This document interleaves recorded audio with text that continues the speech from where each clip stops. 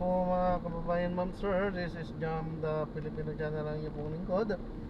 So today is December 13, 2025 at tayo ngayon ay papunta dito yan sa may One Ayala, sa may One Ayala Mall, sa may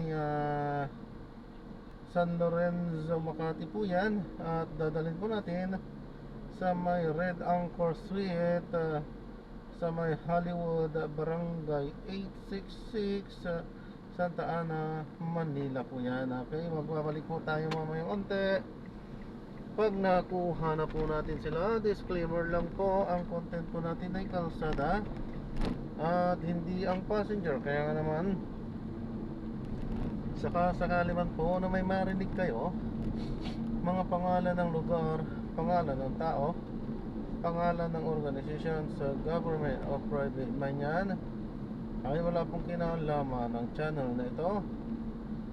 At wala pong pinapatungkulan. Lahat po ng pinag-uusapan dito ay pawang dito lamang po yan sa loob. At wala pong pinapatungkulan sa labas. Okay po, so magbabalik po tayo mamayang konti pag nakuha na po natin sila. Makinig tayo ng mga nagbabagong balita at mga talakayan. Yung dun sa imported na bigas, meron pa yung premium ay nasa 50. Yung special ito yung talagang yung jasmine, yun yung 60 pesos yung sa Japanese rice. Yun yung mga classification na. Yung ating local rice, ganun din halos yung premium 50 pesos. So halos parehas. Hindi ba dapat ang imported mas mababa? Dapat sa local? Dapat mas mababa. Tama yun. Pero yun ay depende kung magkano yung nakukuha sa source natin. Kaya yung ginagawa natin sa Sibuyan. Di ba? Pag tumaas sa Wisconsin, mahal ang landed cost dito. Kaya mahal din ang pagdating sa retail. Pero nabawasan ng tarifa yan. Oo. Oo. Pero meron pa rin tayong imposition ng MSRP for imported rice. Kaya, pero ang cover lang doon kasama ang special. Kasi ano ba yung premium? Ito yung mga 60 pesos, 65 pesos per kilo. Yan yung 50 pesos. Yan yung premium imported na 5% broken. Yung ano yung special? Special din nga yung Japanese rice. Yun yung mga 60 pesos. Oo, pinibili yan ha. Pinipili kasi masarap eh. Kahit na ordinary mamaya, kunin mo mga journalist, pinibili yan ang gusto nila eh. Kasi masarap. Pero in fairness, masarap ang locally produced natin ha. Locally. Pero pag presyo, dahil magandang inventaryo natin, Aztec, pagpasok ng 2026, expected ba natin na magiging matangkad at abot kaya ang presyo ng bigas natin? Yes, dahil maganda yung expect natin na harvest at malapit na rin naman yung susunod na harvest season natin ng March, April, plus meron din papasok na import na. So mas lalo tatangkad yung presyo ng ating bigas. At the same time yung supply natin. Pero yung farm gate price naman, baka tayo din sa retail ay medyo, sabi nga, abot kaya. Pero yung pinagmumulan yan, pagkat presyo sa farm gate, lugi naman ang magsasaka. Kaya yung ngayon tinitingnan na yung inventory natin para kasi kagaya dati tumami yung importation umabot isang buwan more than 500,000 metric tons kung saan dapat on average nasa mga 300 mataas na yung 350,000 metric tons. So ano yan, titingnan pagpasok talaga kada buwan para masigurado na hindi mag-compose ng sobrang dami biglang babagsak yung presyo ng farm. Especially kung parating na yung harvest season natin ng March. Lalo na pag binuksan na ulit ang importation. Yes, definitely. Kano ba? Magkano na ngayon ang pag-ibig ng farm gate natin?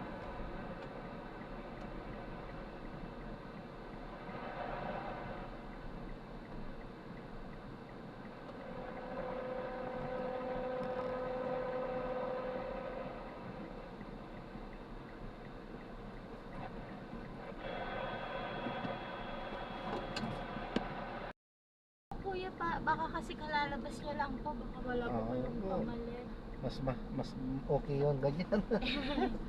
Para wala nang sukli-suklihan. Opo. Ano, struggle pa po, maghahanap pa po tayo ng papapalit. Kaya nga po. Kasi mas priority ng ating mga magsasaka na mas maganda yung presyo. Kung mabibili ng NFA, assuming kahit hanggang 20%, so sabi nga natin, malaking bagay yun sa inan. Kailangan talaga na magandang presyo ng purchase price. Malay na yan, tayo nag-accommodate na NFA nasa 5% na total production. Kasi balik ko lang yung farm gate price, 17 pesos per kilo. Pare ko yan, no? Pag ito ay feeling na magkano dapat ang retail price na yan ng kada kilo ng bigas sa merkado? Kunyari sa mga well-milled rice natin. When but 17, dagdagan mo yan ng mga 4 to 5 pesos dry, yung dry extraction cost. Plus another siguro mga 1 to 2 pesos marketing. Sabi natin hanggang 23, ang rule of thumb, yung presyo ng dry times 2, yun dapat ang retail price. So kung 23 ang lahat-lahat. 23, dapat ang retail niya nasa 46 pesos. 46. So magandang klase ng bigas na yan. Sumusunod naman o yan, mga ganun ang presyo ngayon ng well-milled rice. 46, 45. Yung well-milled natin ngayon nasa 45. Oo. Yung premium nasa 50 ng local. Okay. Paano naman o yan, kahit paano wala akong sasabihin dyan na nag-overprice? Yeah, so, tama-tama lang eh. Yun yung mga namomonitor din natin na presyo ng both yung premium at saka yung well-milled. Pero sa depende kung saan kayo bibili. Sa mga supermarket ba, yung kilo ng bigas, magkaiba rin. Ang monitoring ba natin na ganyan ang preso, asset ay supermarket based o palengke based? Palengke base ito, double weight. Iba yung presyohan sa supermarket. Dahil iba yung gastusin doon, naka-aircon ka, siyempre, convenience at the price. Sabi nga nila. So, medyo iba yung presyohan pagdating sa mga aircon na lugar. Opo, ano yung mga produkto natin na under sa MSRP ngayon? Kasi, Ang nasa MSRP natin pa rin una itong bigas at pangalawa yung sibuyas natin. For red onion na sa yellow ay 120. And then yung kating baboy, 330 yung kati, matigit. 370 yung lempo. At panghuli yung carrot, imported, 120 pesos per kilo. Yan lang. Kumusta ang monitoring po? Nasusunod naman o may mga tumitiwalag din? Sa pananampalataya ng MSRP. may mga hindi susunod dahil hindi nila, hindi namin kaya eh. Malulugi kami. Kaya talaga ng ganito din ang kaya babaan. Kasi malulugi yung Paano po yun? Yung sa sibuyas, 140 yung nakamonitor namin ang presyo ng imported sibuyas. Ibig sabihin, sumusunod sila doon sa 150. Yung sa carrot, merong 110, may 120, so may paglampas hanggang 130. Sa ang madalas na nagkakaroon ng paglabag sa karne Opo. ng baboy, pero hindi naman ganun kalayuan. Yung cutting scale, 330, meron tayo naman monitor hanggang 350. And then yung sa lempo, kasi mas mabili yung lempo, lalo na pabili yung handaan, hanggang 390, pag isa may 400. Which still hindi naman din ganun kalayuan doon sa 370. Kasi, partner, ito lang ha, kasi Pasko ngayon, at least hindi ka sundin ko na marami. Sorry ma'am ha, nakuunat ako ng paa ko Okay lang kasi po. namumuli ka. No Stop problem naman. po. Pwede nyo bang magsabi ngayon sa mga presyo na yan, sa inyong assessment, affordable na ang presyo natin ng bigas dito sa Pilipinas, karne at mga gulay na sabi nyo. Kumbaga kaya-kaya ng bilhin ko ng mga Pilipino. Kung i-benchmark natin sa ibang bansa, yung presyo ng bigas natin halos kapalit yung presyuhan na dagay. Depende of course sa price. But generally speaking, we're almost yung gulay natin, yung talagang malaro yung presyo, putas natin, yung usap natin baboy, yung mataas ng konti. Kasi ang cost natin compared to sa Bago namin kayo pakawalan asset, meron bang magpapasok din sa kulungan o magpapagod taon sa kulungan doon sa mga ghost or sa standard na farm to market road? when nasa ano na yan ICCWA kasi yung sa DA kasi monitoring namin sa audit at least nun ay binibigay naman agad yung mga report na nakakalap ng audit team namin. So hopefully talagang may managot sa mga nakita problema. Kaya by 2026 naghahanda na na dahil pinasa na sa amin implementasyon nga ng SMR. So may mga additional na guidelines si Secretary kagaya nung ginagawa namin sa ibang foreign assisted projects. I-apply na yung halimbawa yung social and environment safeguards kasi nagkakaroon doon ng mga konsultasyon sa mga apektadong tawag namin project affected persons. Kaya meron din pagtingin sa environmental concerns para masigurado na talagang maayos yung implementasyon. Plus yung mga citizens participatory audit na ginagawa rin natin sa ibang foreign assisted projects, i-apply na rin para masigurado talaga na maganda yung implementasyon. Plus yung zero lagging Para sa monitoring na tayo. Okay. Thank you po sa oras na binigay niyo sa amin ngayong umaga. Sa susunod po ulit. Thank you. Maraming salamat sa Manuel. Magandang umaga. Merry Christmas po. Secretary Arnel de Mesa at nagkapasilid po ng Department of Agriculture, mga kapuso. Yan, ang bigas medyo kapaliw na daw yung presyuhan dito at saka Vietnam. Vietnam. Nakaganda na also sa akin, naganda ng mga produce natin kung sakali. Sana magtuloy-tuloy. At sa wish po namin, sa yung mga trader naman, huwag yung samantalin yung mga magsasaka na sa litik na lugar. Kasi wala silang choice na pagbabiyahe ng kanilang mga produce. Samantalahin. Negosyo ngayon, hanap buhay eh. Ang galit ninyo ang side ng DA, pero at the end of the day, kayo ho ang huhusga. So ito bang mga naiuulat, talagang totoo? Nararanasan ba natin Nararamdaman nyo yung ba? benepisyo nito? Oo, Hindi. oo, hindi, mga kapuso, dahil alam natin, medyo ang sitwasyon natin ngayon ay kakaiba. Ano? May yung iba, nagtitipid, di ba? Gusto bumili ko ng karne, pero wag muna, isda na daw muna tayo. Kaya kung ayaw mo ng isda, Bakit parang na isda, isda? manok na lang muna tayo, Oo, di ba? muna pa manok. Lipat, di ba? Yung choices mo talagang limitado. Oras mo natin. El Ora. Alas 6:27 na oras ng umaga, radyo na. Hindi ba? Labanan ng fake news. Dapat totoo. Double way sa Double V.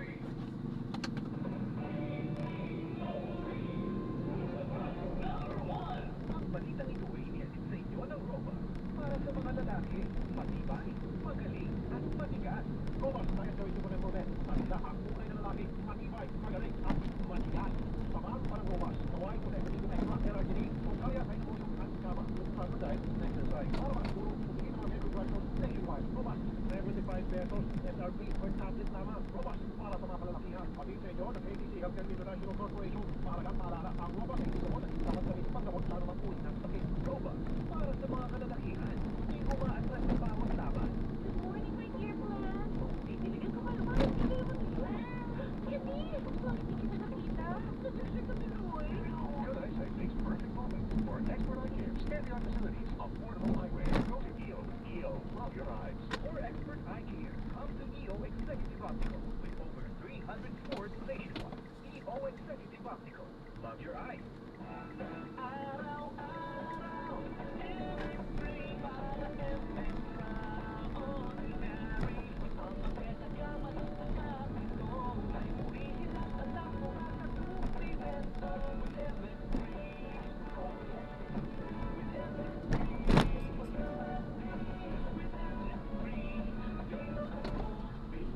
Hello, I'm Cheryl Cortes, news anchor and TV host. Sa MX3 Capsule, dito ako bilit. Para nagpapaalala ang MX3 Capsule. Ito na hindi dapat gamitin patungot at hindi Smells good. Tikman natin. Sarap! Inagi, Everest Refrigerators. Love? Ano Everbest food mo in the world? Of course, yung ginawa natin together. Everest Refrigerators. Keeps food smelling fresh. Everbest from Everest. Everest Appliances. Health, wellness, energy saving. Everbest from Everest. Available in major appliance stores nationwide. Roma, 9:30 malaki, matibay, magaling, at matigas.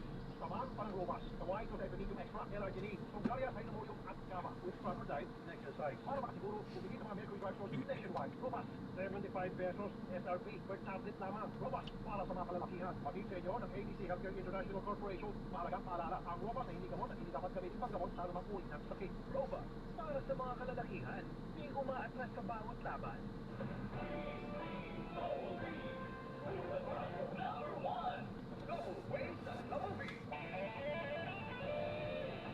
Balik po tayo sa Double Wave, sa Double B, Sabado.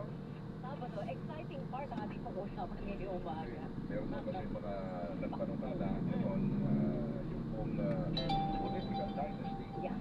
Gano'y dapat na tutukan. Yeah. At saka di lang yan. Political, the Party List Reform Act. Sinusulong na rin. Ibig sabihin, aayusin daw po natin ang party list system sa Pilipinas. Naniniwala ba kayo doon? Atin ko muna ng bayan, opinion, sila mag-experto ko, Ronan Conradaya ng ni Professor Danilo Arao. Professor, magandang umaga po sa inyo. Welcome po, Double Wave, Double B. Magandang umaga, sir.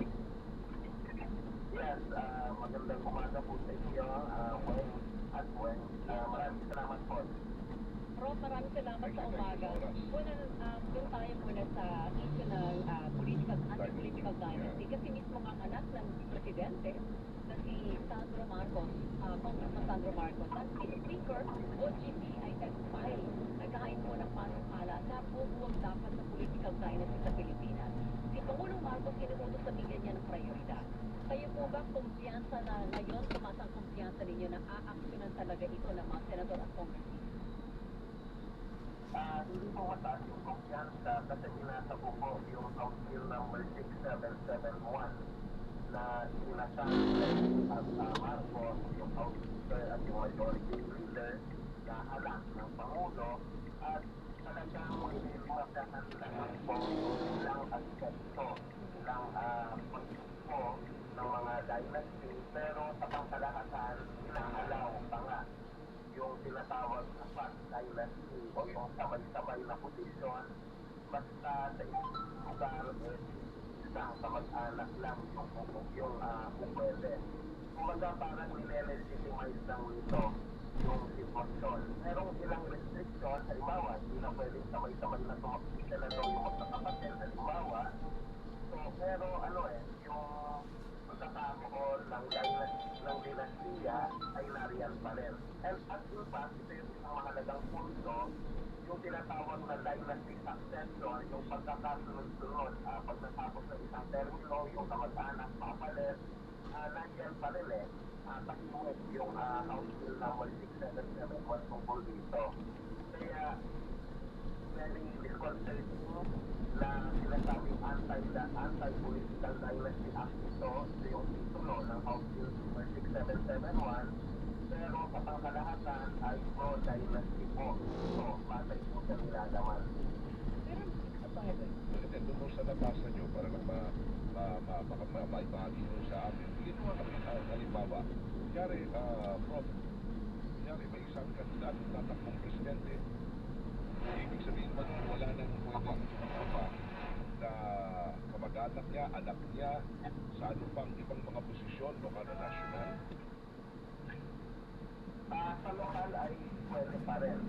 Yun yung problema. Sa national level, sa nabasa ko kasi yung section 5.1 was committed to usually called elective national position.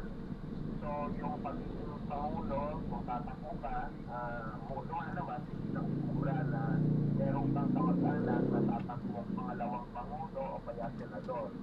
Kaya lang, sa local level, ang nakalagay doon, prohibited to simultaneously hold the same position within, halimbawa, the same legislative district.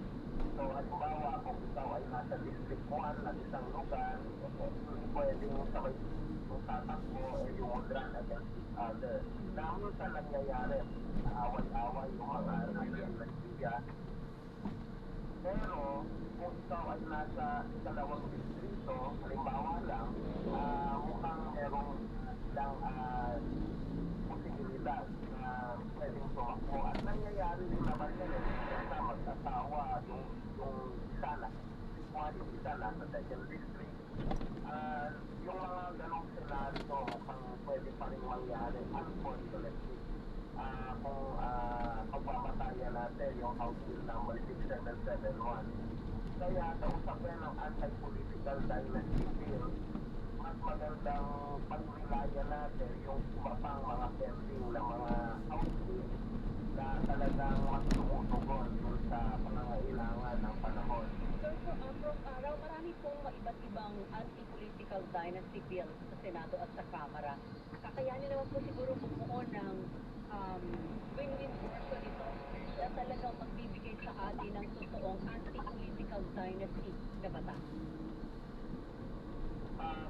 Yung sinasabi mong win-win situation, dapat talagang yan, hindi pa ng mga mambabatas, kundi ng tinatawag natin Parliament of the State. Kasi yung sama-samang pagkilos lang talaga ng sambayanan yung magiging susunod of factor para maipasa yung tunay na anti-dynasty law. Kumbaga yun yung concept of win-win.